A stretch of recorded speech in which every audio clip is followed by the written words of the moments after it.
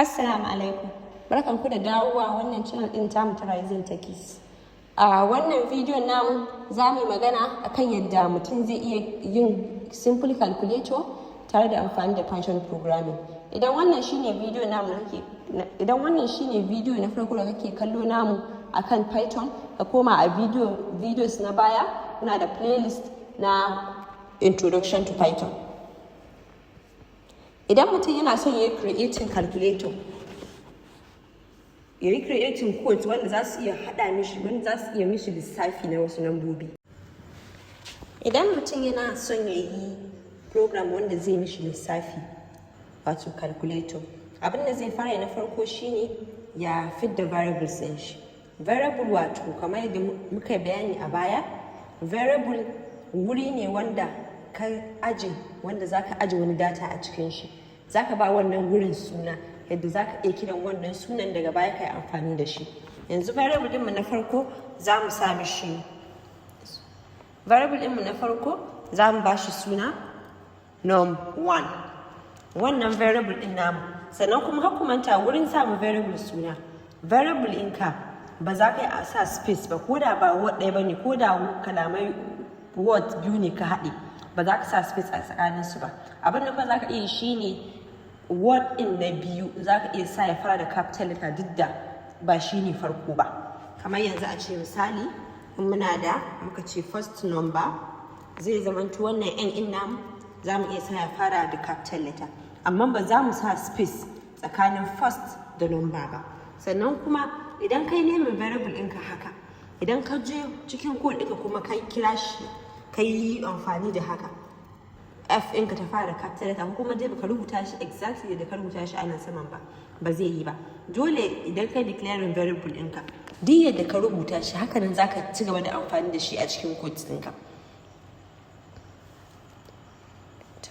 Yanzu first number ɗinmu input za mu yi amfani da shi saboda shi user ɗin wanda ke amfani da program ɗin shi zai faɗi wace number ce yake so a mishi lissafi. Da haka kun ga input muke so daga user. Sannan kuma variable ɗinmu abin nan ne, integer ne. Da haka za mu gaya ma code ɗinmu da cewa kuma menene abin nan, kuma menene input ɗin da user ya bada, to code ɗin program ɗin mai san cewa wannan integer ne, saboda za mu use in shi mai calculation. So za mu ce integer int, sai mu ɗauko bracket, cikin bracket ɗinmu nan za mu ba da input ɗinmu, ga shi na input. To muna son mu gaya ma user cewa ya sa number ta farko da yake so a yi amfani da ita wurin lissafi. So za mu sa parenthesis, za mu rubuta write first number.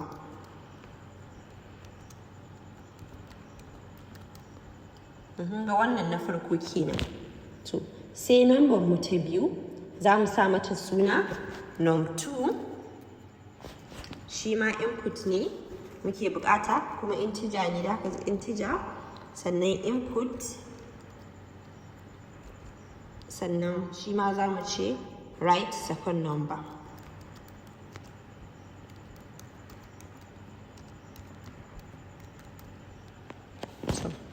Sai sign inda za mu yi, muna son mu san cewa mi irin addition za a yi, ko subtraction za a yi, ko division ko multiplication.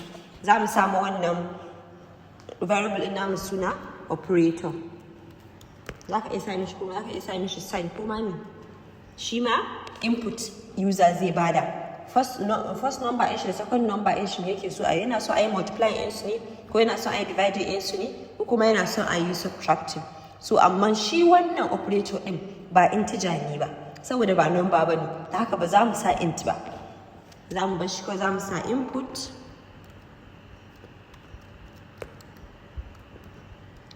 sai ce write the operator or the sign.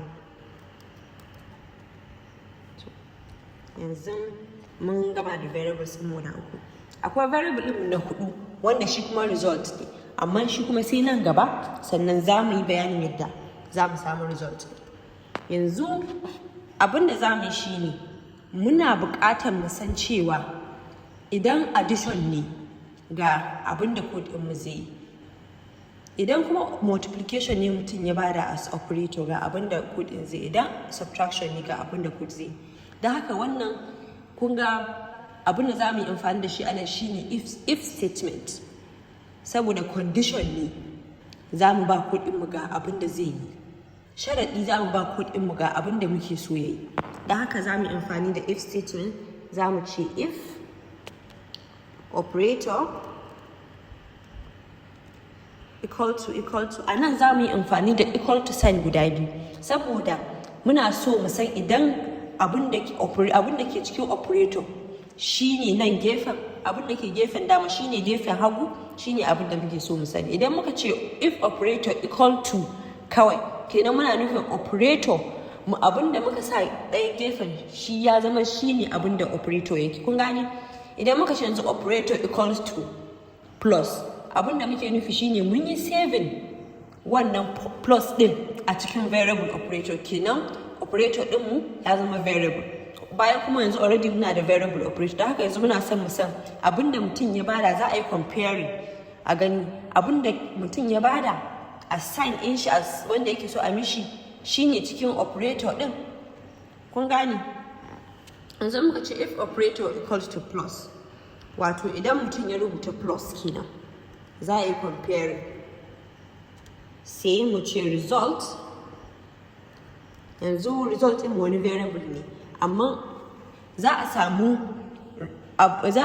data inda za a sa cikin result ɗinmu daga if statement ɗinmu. Result ɗinmu equals to, kun ga yanzu muna cewa yanzu mun using equal to sign ɗaya, saboda muna so abin da ke nan za mu sa nan gefe ya zama to shine result ɗinmu.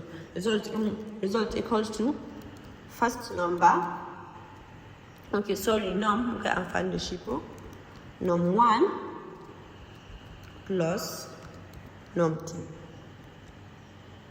shine yanzu condition ɗinmu na farko. So yanzu okay, nan za mu sa plus ɗinmu cikin parenthesis, tun da ba variable ba ne, duk abin da ba variable ne ba za ka sa cikin parenthesis. Za ka yi amfani da single quote, za ka yi amfani da double quote. Har ku gani yanzu ko wannan muka yi amfani da shi, shi ma zai yi.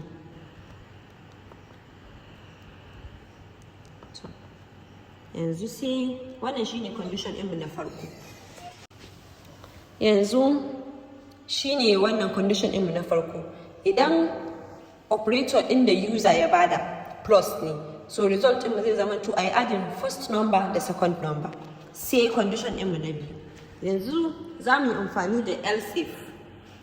Akwai indentation is very important during Python programming. Yana da amfani sosai mutum ya san ta inda codes ɗin shi zai fara. Kun ga yanzu if statement ɗinmu ya fara daga farko, amma nan result ɗinmu ya bar space.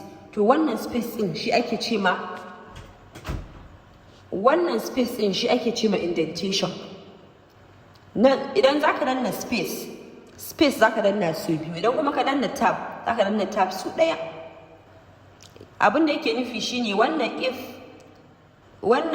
if statement ɗin namu ga condition ɗin shi, to idan aka yi satisfy wannan condition ɗin, wannan shine abin da zai faru, abin da ke ƙasan shi. Yanzu kuma muna son mu gaya ma cewa idan wannan ya faru, idan kuma wannan bai faru ba, muna da wasu condition. Idan condition ɗaya kawai kake da, za ka using if statement sai da else statement ƙasa. Idan kuma kana da conditions da yawa, za ka using else if. To yanzu kun ga muna da conditions da yawa saboda muna da operators kusan guda 4. Za mu ce else if, za ka rubuta gashi elif, elif, operator equal to, za a ce operator idan minus ne, to me zai faru? Idan operator minus ne, result mu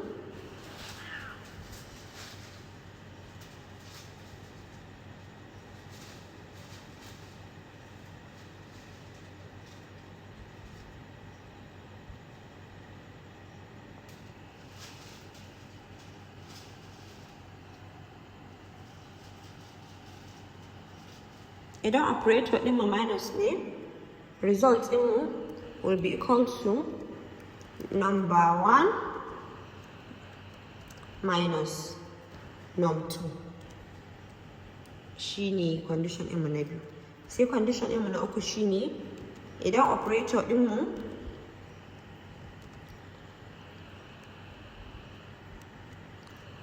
a multiplication ne, a Python za ka yi amfani da asterisk, shi ake amfani da shi a matsayin multiplication.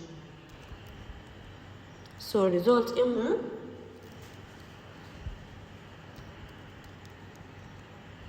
equals to num1 multiply by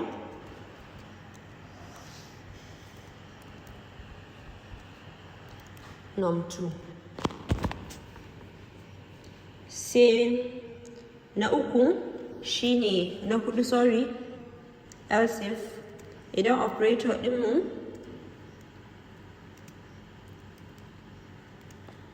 division ne, result ɗinmu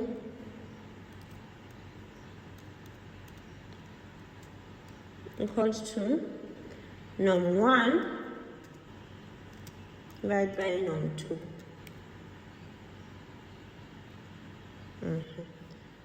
Okay, nan ba mu sa column ba. So sai za mu sa else statement kuma idan mutum operator abin da ya rubuta ba wa'annan ne ba, zai ce invalid syntax. Else print, da haka duk abin da idan dai wa'annan abubuwan ba su suka faru ba, duk kuma menene shine else yake nufi. Idan ba conditions din bane, to kuma me ya faru wanda idan dai ba wannan condition bane, to else din shi ke taking care of abin da zai faru, shi zai yi kuma menene. Za mu ce print invalid syntax.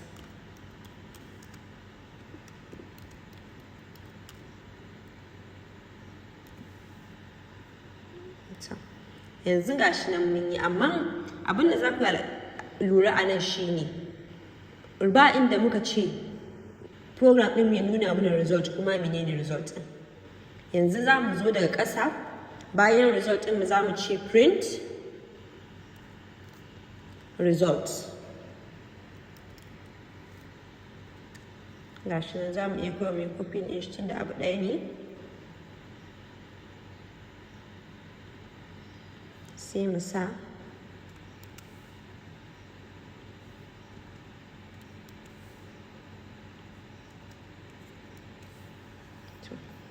yanzu ga shi nan bari mu running program ɗin mu gani.